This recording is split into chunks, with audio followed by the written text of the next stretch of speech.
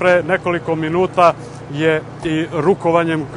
između komandanta KFOR-a i naših pregovarača potvrđeno da je u stvari dogovor postignut, već su propuštene i evo propuštaju se i dalje kolone vozila pojedinačne, ali blokada još uvek nije apsolutno dignuta, jer se ovde očekuje, i to bukvalno svakog trenutka, i potvrda sa prelaza i sa punkta u Brnjaku, i da ukoliko se i tamo snage ROSE povuku, kao što su to ovde već uradile,